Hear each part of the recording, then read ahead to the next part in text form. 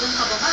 Paalala lang, kailangan ng patnubay ng magulang at sapat na training para sumama sa ganitong sport. Halagisan naman sa pagluluto ng galindan ang dinayo sa galindan cooktas na ito sa Patak, Ilocos Norte. Pawang mga organic at sariwang gulay ang mga naluto. Gumamit ng palayok at dahon na sandok. Dahil may kakaibang hatid daw itong mas nagpapasarap palalo sa pagkain. Ang mga nasinabing hipon at alimango. Walang lakad sina lolo at lola, pero todo makeup at Chinese style. Ang makeover na ito, regalo para sa mga senior citizen sa Kawayan City, Isabela para sa Grandparents' Day. Bukod sa makeover,